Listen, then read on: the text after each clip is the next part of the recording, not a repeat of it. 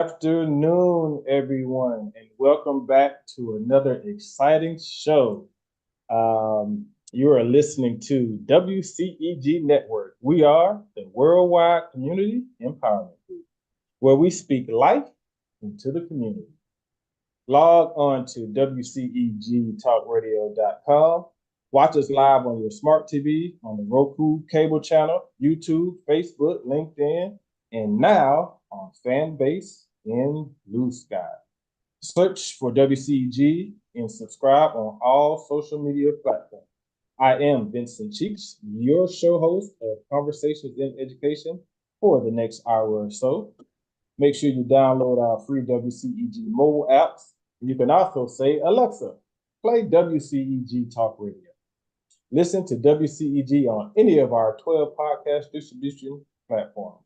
Last but not least, the topics and opinions are those of the show host and the guests and not WCEG Network. And as always, thank you for your continued support. With that being said, I'm going to make a couple of brief announcements and then we'll dive right into the show. Happy Mother's Day. Happy early Mother's Day to everyone. I believe it's coming up on May the 10th, so I want to make sure The 11th. May 11th. Thank you. I want to make sure I acknowledge all of the wonderful mothers out there who are doing such a wonderful job raising all these children. So we appreciate you, Mom. We definitely appreciate you. First announcement. Stanley, and welcome to Disability World. Uh-oh. Hi. Mute Norma. Welcome to Disability Sorry. No problem. Thank you. I'm trying to find stuff. You're good. First announcement is Mr. Kenny is still holding his auditions for the KLG Variety Showcase. The L stands for Leon, because both of our middle names are Leon. And so the next audition will be Saturday, May 10th. It will be at the Gladys S. Dinner, South Fulton Library. So that's going to be Saturday, May 10th from 2 to 5:30 p.m. in Meeting Room B. Saturday, May 17th, 2 to 5:30 p.m. Meeting Room B. Saturday, June 14th, 2 to 5:30 p.m. Meeting Room B. Saturday, June 21st, 2 to 5:30 p.m. Meeting Room B. And then Saturday, July the 12th will be at 2 to 5:30 p.m. in Meeting Room A. So if you know any young people who will have gifts, talents that they want to share with the public, this is a great opportunity. Mr. Kenny has been doing this talent show since 2013. I signed on with him in 2021 and have been working with him very closely since then. It is a wonderful opportunity for young people to share their talents in a intimate setting. It's done at the library, so it's not very big. Small crowd, even though the crowds are growing yearly, along with our youth talent. So please, if you have any youth that are interested, please let me know and let me give you Mr. Kenny's email. It's kgreen877@gmail.com. kgreen877@gmail.com. Again, this is an excellent opportunity for our youth to showcase their talents. Next, I have an announcement from Ms. Christine Arenze. She is supporting wasteforyouth.org. Waste for Youth is a platform and an initiative that reaches out to the metropolitan Atlanta area and throughout the state of Georgia to inform communities of the need to help preserve as much as possible the natural environment. There are all types of pesticides, herbicides, chemtrails, stuff that they spray in the air that is affecting us as human beings. And if you would like to do something about that, please go to wasteforyouth.org to see how you can contribute fighting this problem. Again, that is wasteforyouth.org. Next, my guest is going to be having an exceptional parents celebration on May the 10th. We're going to get into more information about that as we go through the interview. I just wanted to put it out there. And with that being said, if my guest is ready, I will bring her in. Miss Norma Hello. Stanley, welcome to Conversations in Education, ma'am. Hi, Vincent. How are you doing? I Glad am to be great. here. I am great. How are you today, ma'am? I'm great, trying to make sure you have all the information No that you problem. You need. do that, and I'm going to tell our wonderful listeners who you are exactly. Okay. Miss Norma F. Stanley is a noted disability community expert. She is the founder and CEO of EEE Marketing Group Incorporated, where she serves as a speaker, author, trainer, marketing communications consultant, specializing in diversity, equity, inclusion, and accessibility. Ooh, some people don't like those words these days. I know. As it relates to the disability community. Wanting to ensure the many stories about the issues and accolades within the disability community are shared, Norma serves as the board chair of the Sureability nonprofit and is a member of its inclusive chorus. She is also the creator, producer, host of Disability World TV show podcast on the streaming WCEG Network. Welcome, Miss Norma Stanley.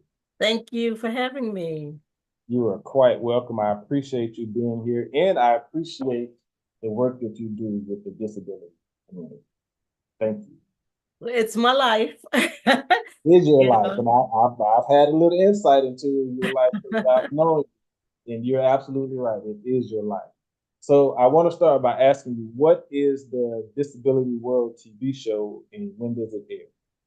Okay, the Disability World TV is a streaming television show that airs on the Praise Gospel Network. And generally you can see it. We do a live airing of it on Facebook every Monday, weekly. And then it also airs on YouTube. And then you can also see it on Roku television if you have a smart television. So and we share information about whatever's going on in the disability community. And generally there's stories and people who are community leaders, business owners, parents like myself with a child or adult with a disability that we're taking care of, um, politics, sports, whatever. We talk about everything having to do with the issues that may be that our community is dealing with, as well as some of the achievements that we tend not to hear about in the community because what they call the legacy media today, traditional media, does not really cover a lot of these things. And so we wanted to try to fill that gap a little bit through Disability World. And so we do a lot of interviewing and there's some amazing people in the community across Georgia, across the nation, and across the world who are doing some amazing things that are contributing to enhancing the quality of life for individuals with disabilities as well as their family network and the family and friend network. So we just try to share whatever information we can. Okay, that's excellent. Sounds like something that's needed. Yes, it is. So in your bio that I read, it says that you specialize in diversity, equity, inclusion, and accessibility. Yes. For the disability community. All of those words have somehow turned into bad words with the current I know. Isn't it administration. crazy? So I guess I have a two-part question. How do you feel about everything that's going on that is now anti-diversity, equity, inclusion, and accessibility? And has any of the president's policies have a negative impact on the work that you do? It's definitely changed a lot of the clients and how they approach their businesses. I'm a small communications firm, Okay. And a lot of our clients are smaller companies, and a lot of the clients, including organizations like Showability, which is one of the organizations that it's a nonprofit that I'm the board chair of. Okay. It impacts the funding that they're used to get. So Right. we've had to do some regrouping, and focus more on some of the outcomes that we're trying to achieve rather than the diversity aspect of it. But the accessibility aspect of it is still key, because we're dealing with the disability community, and accessibility deals with every aspect of life. If whether your website or your technology is providing the information so that people who are sight impaired or hearing impaired, who are deaf, who can access the information. Events, restaurant spaces, event venues, Okay. recreational venues, cities. There's so many places that you'd be surprised are not quite providing the accessibility that you would think. I don't know if I shared it with you the last time we spoke, but places like Las Vegas, I visited there with my daughter once, well, a couple of summers ago. Okay. And I was so surprised that, that's a walking city. I mean, you do a lot of walking there. Absolutely. And, there's a space where you can walk, if you're in the prime area where all the hotels are and everything. Yes. You can go to a certain point, and then you either have to go up these stairs or take an elevator to Right. get to the other side. Right. Well, the time that I was there with my daughter, the elevator was broken. Mm. And so, and even if you're a senior, if you can't take that, those were a lot of stairs. So they, that was something that really surprised me. And I was there for almost a week, and it stayed broken for almost a whole week. And I was like, this is crazy. So, those kind of things are things that we try to bring awareness to. And because I made sure I sent a letter to the city just to let them know, in case you didn't know, this was happening, so you guys might want to fix this. So, things like that is just really just bringing awareness, because the ADA, the Americans with Disabilities Act, which is 35 years old this year, this July 26th will make it 35 years that it was put in place. But it really just covers the basic compliance of accommodating people with disabilities. There's so much more that needs to be done. And people, and then now we're having a situation with the new administration where they want to change some of the regulations and rules that were put in place to accommodate people with disabilities. They're trying to say they're not going to continue with that. So that's going to be a big fight.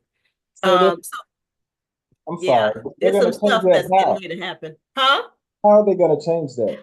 Don't ask me. There's like 11 regulations. And because a lot of the time, especially when it comes to employment, because the disability community are the least employed community of people who are eligible to work. And so they're trying to change some of those regulations so that some of these companies do not have to put things in place to accommodate. Yeah, it's going to be very interesting. I can't even. It's something that I get incensed about. Yeah. My daughter is not one of the individuals at this particular point who can be employed. She doesn't have the intellectual capacity to hold a job. But so many people do. And it'll be a shame. And people with disabilities are some of the best employees you can hire, because they're so appreciative and they are hard workers. Right. And they do their jobs and they do it well. And so it's going to be it's going to be a big it's not going to be taken lightly. Let's put it that way. If they put any of these things in place that they're talking about putting in place. Right. Yeah. And I just don't understand how you can try to make life harder for people who already have a hard life. Well, we're in a space today where people don't care about other people, it seems. That's very, no. You're right. There's a lot of that going on out there. It seems, and that's unfortunate. It is. That is very unfortunate. So I that's a topic that I can go totally in a space that I really have to kind of focus. I've learned in this since the new administration has come in place to really focus on the work. Because if you focus too much on the distractions, your weapons of mass distractions, as they call it, it'll keep you from getting the work done that needs to be done. And so we just focus on the work that has to be done. I focus on what I need to do to make sure my daughter has the best life possible, and whatever it is I can do to make a difference, a positive difference in the lives of families, of children and adults with disabilities. So that's where some of the things we're going to be talking about today, because those are things I think make a difference in small ways that have big impact. Yeah. And we, again, like I said at the beginning, we appreciate the work that you do because it is much needed. This is a question from the chat, and I'm gonna ask it and then move on because I don't want to make this too political. Oh, sure. But I'm sure you know that Trump has mocked people with disabilities, and he has said stuff like people like his nephew should just die. I know. I remember that. So how do words like that, coming from such a high position, affect the disability community? It's very disheartening. It's very disheartening. As a mother of a daughter who is 36 years old, who is, she's primarily nonverbal. She can say a few words, but she can't say full sentences, and she doesn't have the intellectual capacity of somebody her age. Right. She's a wheelchair user, and I guess if that's the kind of mindset you have, I can't even imagine having that kind of mindset, because there before the grace of God go all of us. You never know. And that's people don't understand. The disability community is the one community that anyone can join at any time. You don't have to be born with it. Okay. My daughter was born with hers. Okay. But you don't have to be born with it. So for people who have a disdain for other adults or children with disabilities, it could happen to you. You could be walking one day and in a wheelchair the next, because stuff happens in life. All the time. You just never know. And so there's a lot of education and awareness that needs to be done in general, not just with people who have the same kind of mindset as the current president, because there are quite a few people. There's a lot of sensitivity, because until you're close to it, which is surprisingly, because he's had family members. Right.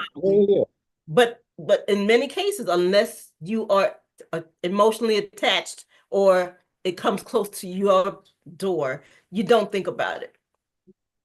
You don't think, and I can attest to that, because until I had my daughter, it was not top of mind for me. Right. Well, when I hear stuff like that coming from people at the top,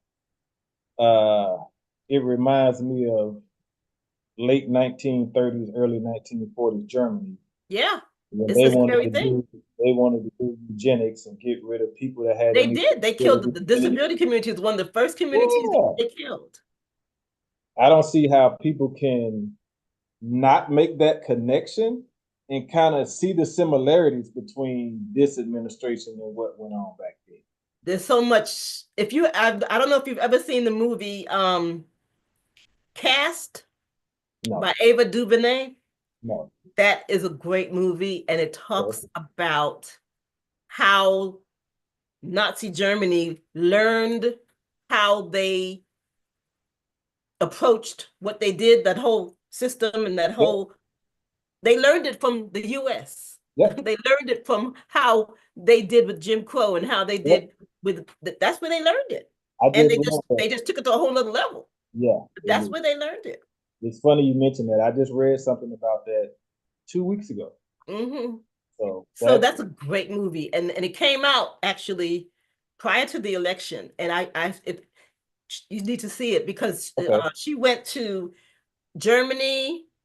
She went to Germany, the U.S., and India, Okay. and was talking about the caste system because that's really what we are. It's about the haves and the have-nots. Exactly. Absolutely. It's a class. It's all about class, and Absolutely. those who have, in many cases, could care less about those who do not. And if she was showing the similarities between US, India, and Germany. But Germany learned from their mistakes and Right. have done what they could to not repeat it. They actually are repentant for what they did to people. But I was so shocked to see what they do in India. Yeah. I had no idea. So there's a lot, but again, there's a scripture, my people perish for lack of knowledge. Absolutely. And having knowledge seems to be a bad thing for some people. I don't understand that. They don't want us educated on anything because once you know, you can't, you know, and you can't not do something about it if you have any kind of, you know, any kind of spirituality or any kind of, you know, humanity. Yeah, you're right. And it's hard to trick and manipulate the people who know. Exactly. Who know the truth. So you're absolutely right. And the All truth right. will set you free, and a lot of You're people don't want to absolutely be right. free. Okay, enough They've had politics. to close their eyes. Enough politics. Let's get back to I know. a good topic. Okay. So in the work you do, you describe people with disabilities as being economically powerful. What Yes. does that mean? Well, the disability community is the largest minority population in the nation. Okay. There's about 70 million individuals with people with disabilities here in the US. I didn't know that.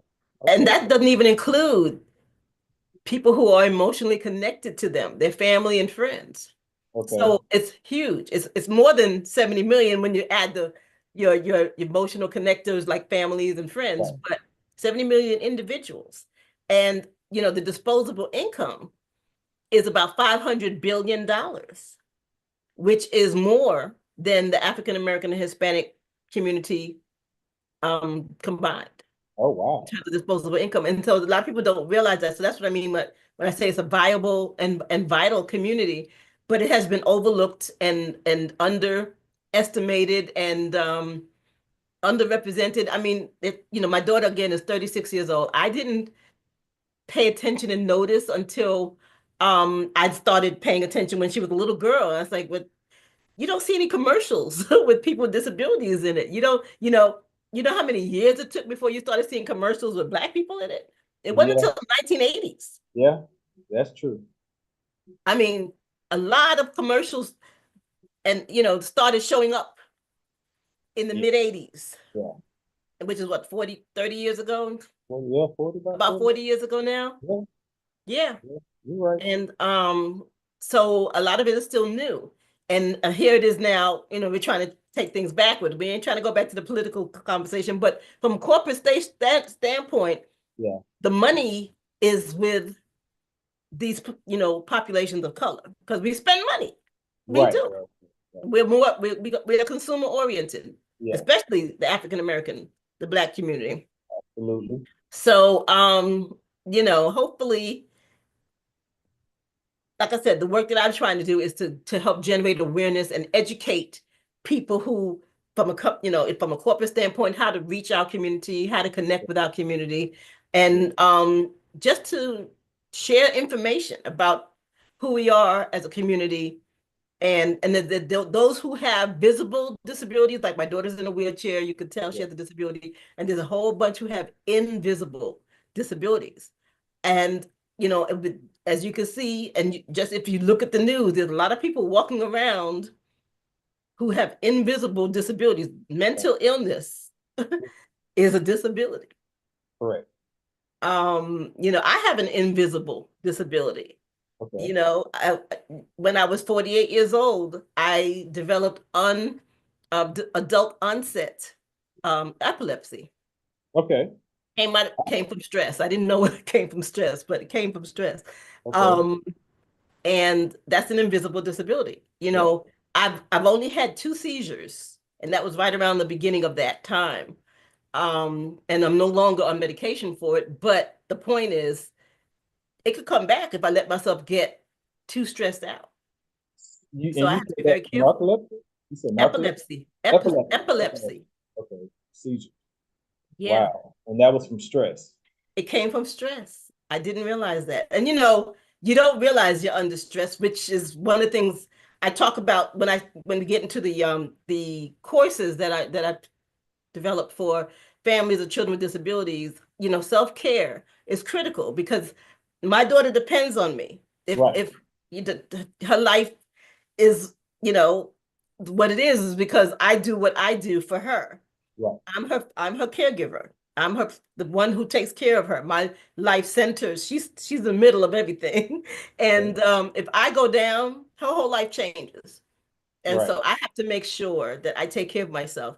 And you know, when I was younger, um, I don't think I paid that much attention to that because I've always been a doer. I'm always doing stuff. I'm a multitasker. Right. It's part of what I did professionally as a PR professional.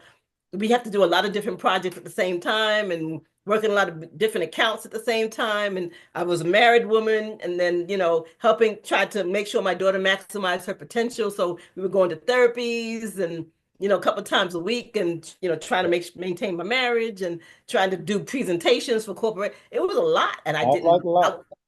I didn't even know it. Yeah. Because we So my just body go. was You just like, go mode. huh? You just be in go mode. Something needs to do, and you do it. Yeah, yeah. And so I said, okay, just got to slow down a little bit, you know. So and I still do a lot, but I've learned to manage it a little better, and a little bit with a little bit more wisdom, because you know, again, I want to make sure I'm going to be here as long as I can for my child. Right. And some of the things that I talk about in the course, it's called Navigating Hope, Love, and Abilities. That's the disability course that I've created for families like mine to kind of help guide them through the process from birth to adulthood and some of the things that they might be facing and how to manage those things. Because I didn't have anybody to show me when she was Right. little. Yeah. And there's a lot of families out there, especially the ones who are, you know, that have the little children. Yeah. It could be overwhelming. And so I try to guide them through some of the things that I learned, some of the information that's out there that they may not know is there for them. And I put it all together in a course that they can have, you know, with resources and all kinds of different kinds of information. Like I said, we cover everything from embracing the diagnosis because some people are actually in denial that their child may have some challenges. You probably, Yeah. as an educator, you probably have seen that. Yes. I have seen that before. You know, and I'm all for not labeling children and all that, but there comes a point where you have to be realistic. Right. There's Yeah. some things that need to be addressed. Right. And you know, and the best time to address it is when they're young. You know, the infant stimulation and making sure that they get what they need when they're young, because the older they get, it gets more challenging for both of you. Yeah. And you know, you hear a lot of stories about, you know, situations with young men with autism who get arrested and cops don't know how to handle those behaviors. So there's a lot of that, you know, we share some information about some of that in the course. So it's a lot, it's a comprehensive course. It's about, I don't know, about 40 something modules, and you know, we talk about everything. What's the name Marriage. of the course? Huh? What's the name of the course and how do people Navigating hope, love, and abilities. Because Okay. we want to help to maximize any of the abilities that your child may have. My daughter's now an adult. Even though she can't work as a, you know, has an employment, she Right. models. She likes clothes. She gets Okay. that from me. So she does, she models. And so she's in fashion shows and she's one of the best dressed people at her Okay. center. And Okay. I just, hey, one of the things that I used to bother me when she was little, because people are gonna stare. They just do. They stare. And I said, well, they're gonna look.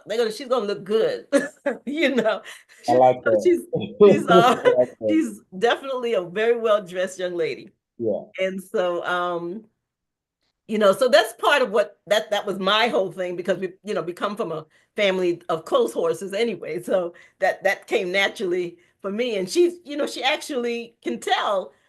She'll tell me if she likes something or she doesn't like something. Even just, Okay. she'll gesture.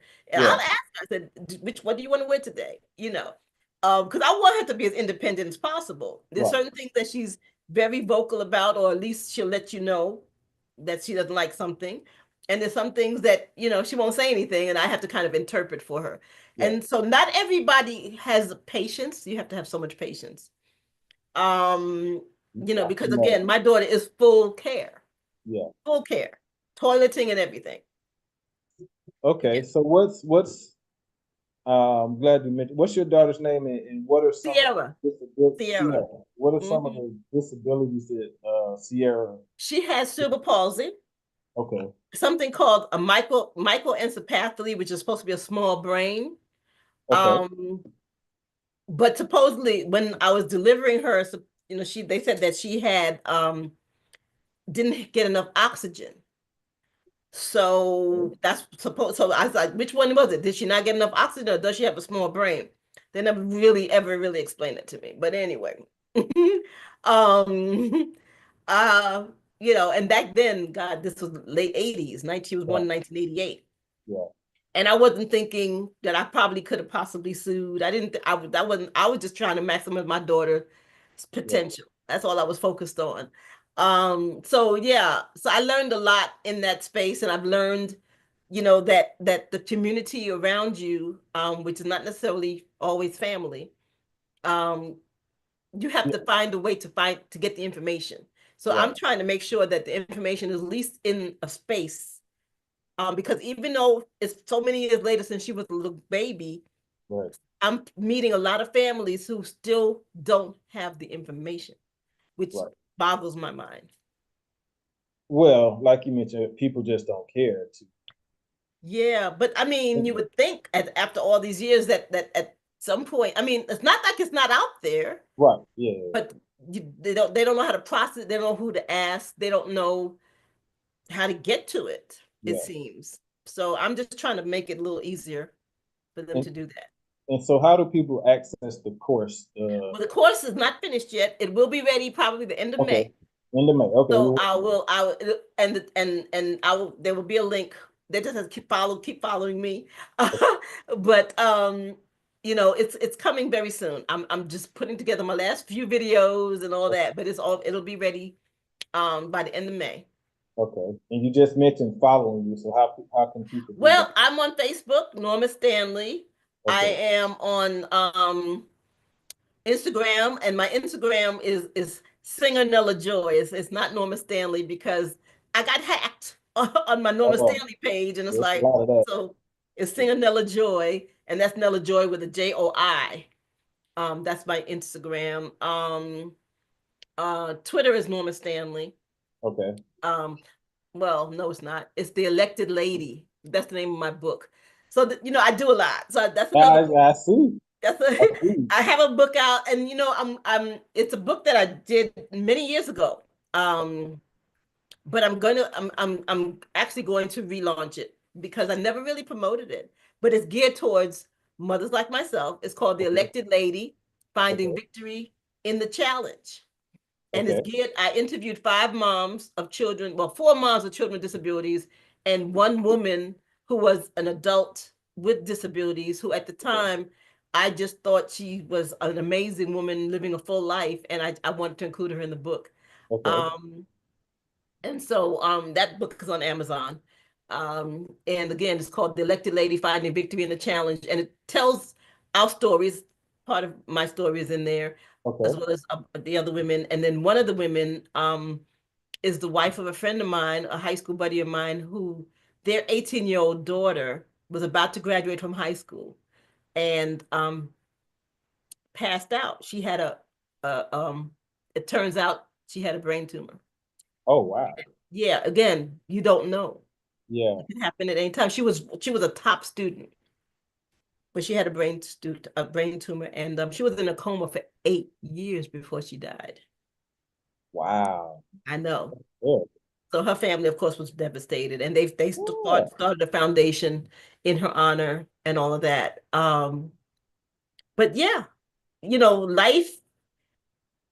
And let me tell you, if it wasn't for God, and that's what I'm saying, I don't know how people do this kind of thing without having that foundation, or whatever your spiritual foundation. Right. That's what brought me through. That's what still brings me through, because everybody has hard days, and what do you lean on? I don't know what people do when they don't have that foundation, but that's Yeah. what helped me through some of those challenging times. And then, of course, my husband of 25 years passed away Oh, I'm sorry to suddenly hear that. at Wow. 50. That was 16 years ago. Oh, wow. That was 16 years ago. He's been gone. This August, it'll be 16 years that he's been gone. Hmm. And we were married for 25 years. He was my childhood sweetheart. So we were together, in each other's lives since we were teenagers. Okay. So that was, devastating. Right. So, life has a way of throwing you these curveballs, and you just have to know how to rebound and Right. keep going. And, my daughter has been, my muse, because I do what I need to do to make sure that my life is fulfilled so that she can have a fulfilling life. Right. And so, music is a big part of that. So when I'm not writing, when I'm not speaking, when I'm not doing PR, I'm singing. Right. So, it keeps me, it's part of my purpose. I'm one of those people, I don't want to leave any of the treasures and gifts that God gave me behind. Right. I want to use them all for I him. agree. I agree with that. I agree with that. And we here at WCEG Conversations and Education, we love to hear about God and faith and how you get through the hard times, because people need to hear that, because we're all going through stuff. Everybody has their ups and downs and challenges, and some people don't know how. Right. Some people don't have that spiritual base. So, And that's why I'm doing this event that's on May 10th, the Exceptional Parent Celebration. okay, let's talk about that. Because I know when Sierra was little, and her dad did what he could to kind of help fill the gap, but it's not the same thing. I know what I used to do for my mom on Mother's Day. I'm a poet. I love to write poetry, and I put her all these cards, and she kept all of them. Wow. And so my daughter can't do things like that. Yeah. And so she doesn't understand. She doesn't know about Mother's Day. She doesn't know about Father's Day. Right. And a lot of parents are like that. They don't have children to tell them they love them, because they don't understand, or Right. they can't. Absolutely. And yes, not all family members remember to try to do what they can on behalf of the child. Right. So, that was a sensitive time for me. That was like, whoa, okay. I'm doing all this because I love her, but she can't say that that any of it means anything. And I know it does. But the point is, that's just my reality. And so I had to get past that and do something for other people. So that's where this comes up for other parents who may be going through the same thing. Okay. This is a way of, it started off just for moms, but I realized there's a lot of dads with children with special needs who they don't get the recognition I think they deserve. A lot of them are in the, a lot of families break up behind children with special needs. They just do. Really? But, oh yeah, it's a whole nother topic, but yes. I didn't know that. But a lot of families stay together. And I think the dads need to get more credit than they actually get. Okay. So this is for families. And so it's a small event. It's something I've been doing. Actually, I started in 2015. And I've been doing it all these years, but it's always been a small little gathering of about 50 to 100 people. Okay. This one is going to be held at my church. What church? It's called Salt and Light Truth Center in Decatur, Georgia. Okay. And we're going to have some great speakers. We're going to have entertainment. We're going to have some giveaways. And we're going to have a reception. And it's just going to be uplifting and encouraging for parents who, again, just may not even think about the fact that their child doesn't understand. Right. But I know they do because I thought about it, and I mean, I still think about it. I just don't focus on it the way I did when I was much younger. Yeah. But it did bother me when I was younger. It was a very, very sensitive time for me. Graduation time is a very sensitive time for us too, because you know, sometimes these schools don't really focus or pay attention or include the families in some of the celebrations that they do. Oh, gotcha. Typical kids. Gotcha. So that's a whole nother thing, but yeah. Okay. You know, and then I mean, I was one of those people. I was part of the PTA, so I was like, when I heard what they were planning for everybody else, I was like, okay, so what are you planning for? Right. Okay. Right. Right. Yeah. You know, but not everybody's that involved.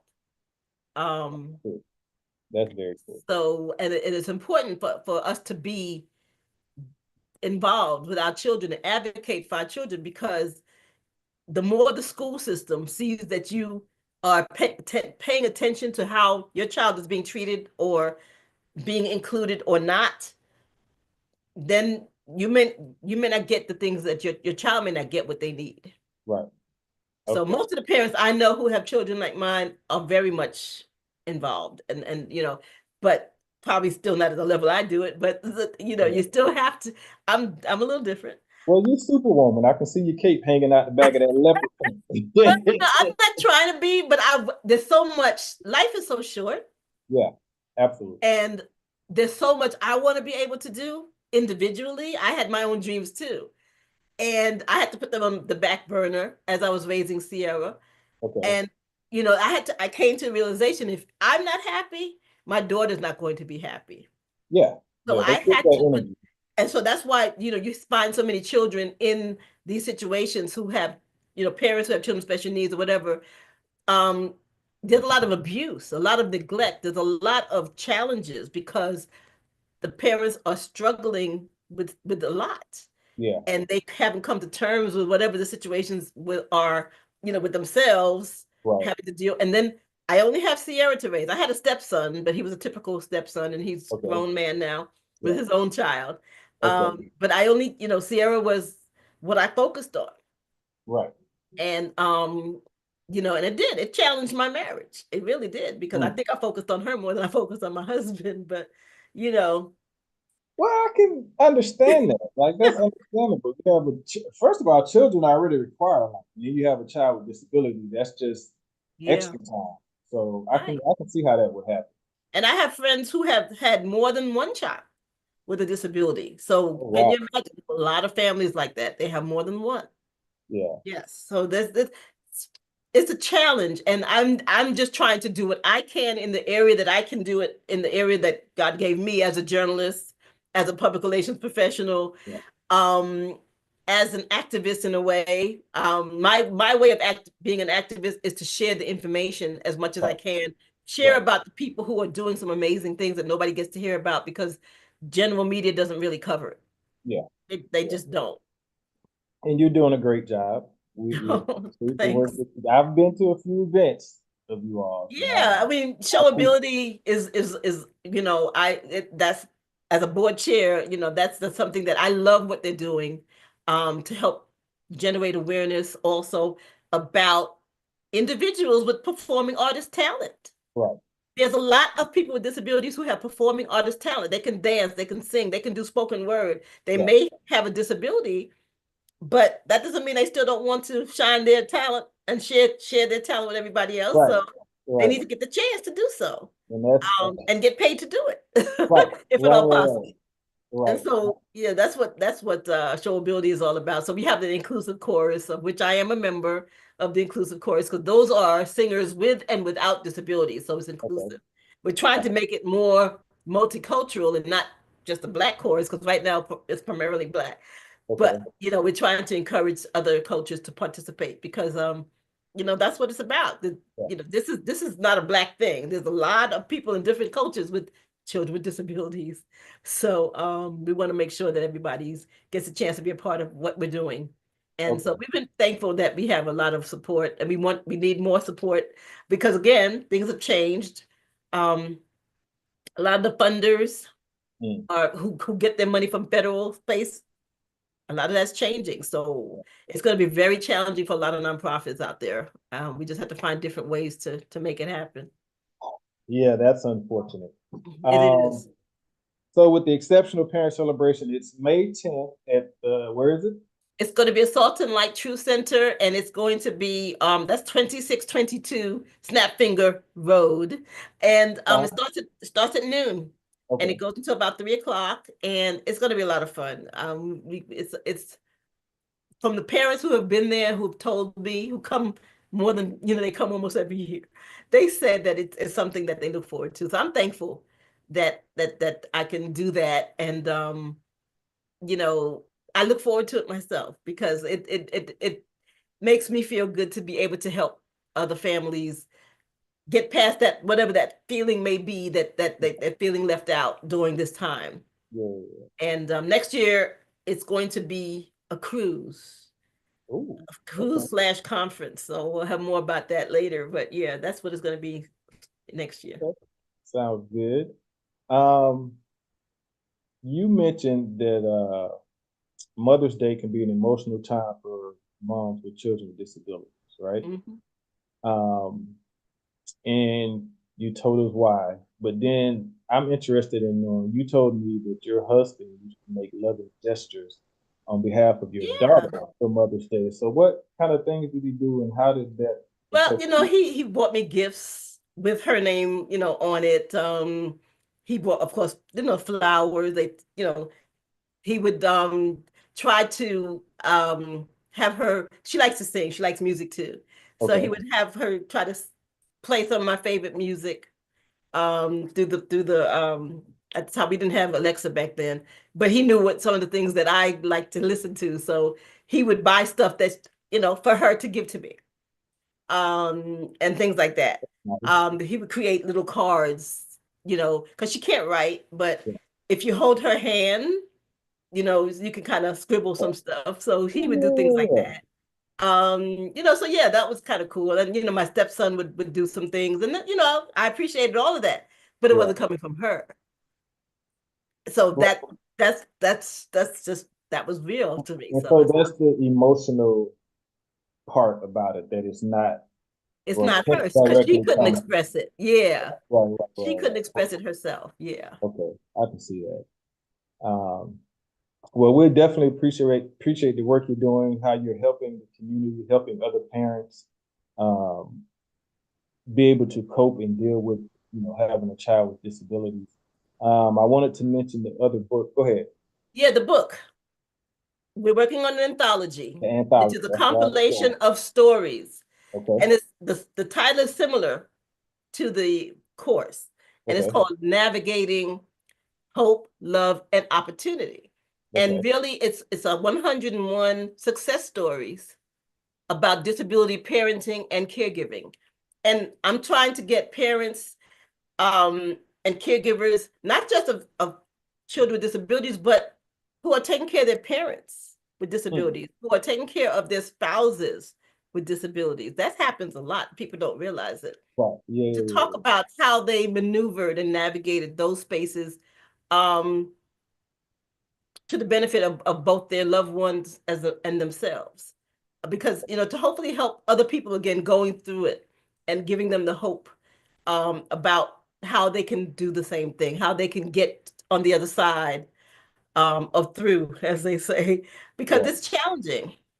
And so that's what this book is about. And I'm definitely looking for co-authors. So if they're interested, the information is up in the chat. You can share that link. But yeah, I'm excited about that because there's so many great stories out there, and there's so many people who are doing it that nobody knows about. So this is their way of being able to, have their own chapter and share how they have done it. Because I found writing about my books, it's therapeutic. Right. Yeah. Write it down and it's something that they can have as a legacy. It could be a tabletop book they can look back on and say, I was part of that book. And that part of it, that anthology, and shared the story about how my family did that, got through that challenge successfully. Okay. So you're working on the anthology now. Yeah, and we are accepting co-authors. We have about 30, and it's gonna have it's 101, including me. So Okay. we need about 70 others. So we're opening up to people. They can just go to that link, or they can reach out to me on my website, or they can call me.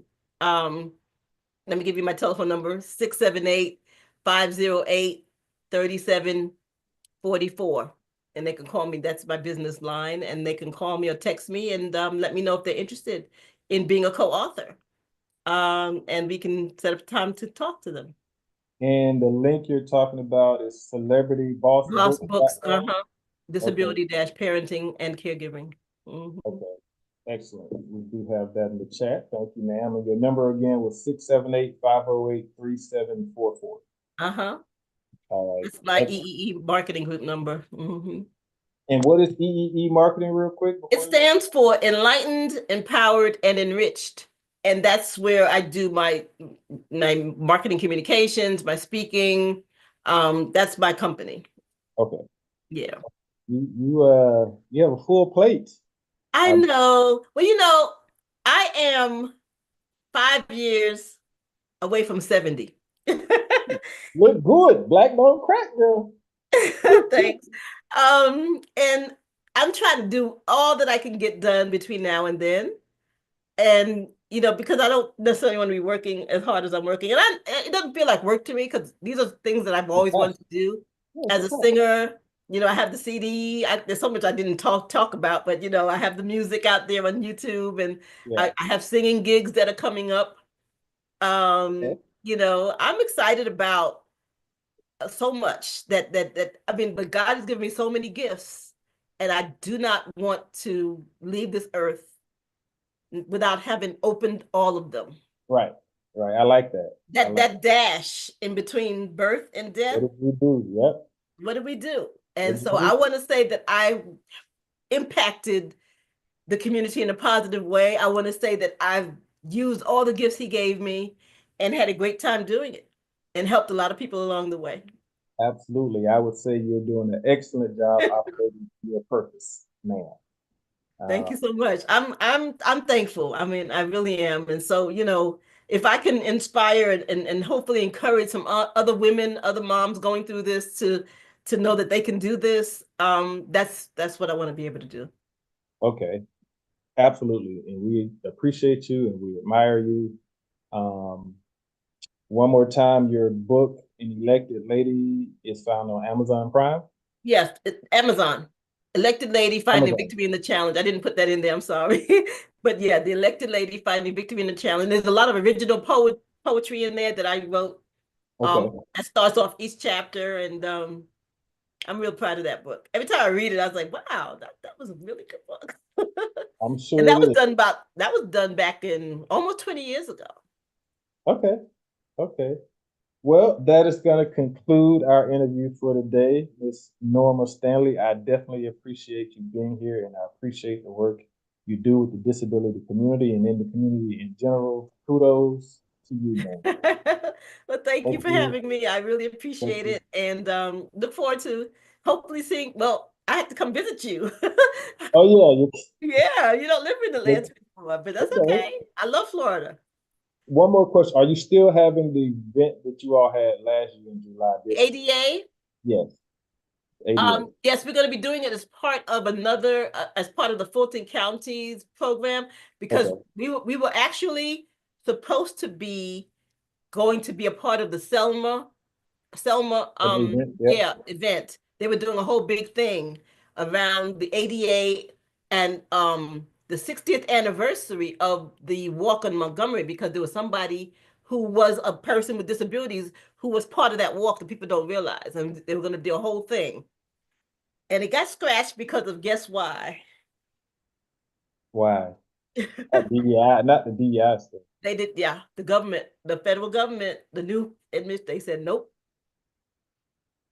People wonder why I don't like politicians. Anyway, most politicians, 99%. So, it would have been a great event. And I mean, they're still trying to figure out what they can possibly do. But I mean, we're going to take the chorus because we were, showability was going to be part of, handling the entertainment. Okay. But but we don't know where that's going to be. But hopefully it turns into something. But right now, the Atlanta ADA is going to be, we're going to be part of what they're doing with the Fulton County ADA celebration. So Okay. because we were planning on being out of town. And we just found out that just got scrapped. So wow, I'm sorry to hear that. Yeah, we're very sorry because it would have been amazing. I'm But sure. that's okay. I've seen the eye chorus. Y'all are amazing. Yeah. It was, but we've got so many things that Showability is going to be doing. We just did a talent show. We're going to do another talent show, hopefully with some veterans in the November time frame. So yes, Showability. I mean, Myrna Clayton, who is the founder, she's an amazing visionary, and she is such a tenacious activist on behalf of the disability community. And so she is somebody to watch. She does not give up easily. So we're going to be seeing some amazing things despite all the different changes and all the things that are going on. Showability is still going to make some impact and do some amazing things on behalf of the disability community in general, but specifically performing artists with disabilities and making sure that they get some opportunities and get accessible venues and all those things that still need to happen. Okay. Well, thank you, ma'am. Again, we appreciate you. I'm gonna give you a phone number one last time, 678-508-3744. Yep. Thank you, ma'am. We appreciate you. Before I go, I have to do my Scholar of the Week. Okay. Today's Scholar of the Week goes to Peyton Pitts, an 18-year-old student from Chicago, has made an impressive mark by earning acceptance to all 6 Ivy League schools: Harvard, Yale, Princeton, Penn, Columbia, and Cornell. After excelling academically and as a student athlete, Pitts chose to attend Harvard. They're going through their own thing right now because they're rejected some demands. But anyway, Pitts will also play basketball for the Harvard basketball team. His journey is a testament to hard work, as he not only achieved a straight A record, but also revitalized his high school's Black Student Union, creating a supportive community for Black students. Hey, he's another Norma Stanley, creating supportive There's community. a lot of us out there doing some things, and that's the whole point, to be able to talk about it and tell people, hey, we're out here. Yes, ma'am. Absolutely. So congrats to Peyton Pitts, and I hope he has an excellent educational career. Absolutely. And with that, we're going to wrap up our show. Ms. Norma Stanley, thank you for being here today and thank you so much. Speaking life into the disability community and for all the work that you do. Thank you to all the listeners for tuning in and joining us. And we will be here sometime next month for our season ending show. So again, thank you everyone, and we'll see you next month. Peace. Be blessed, everybody. Be blessed.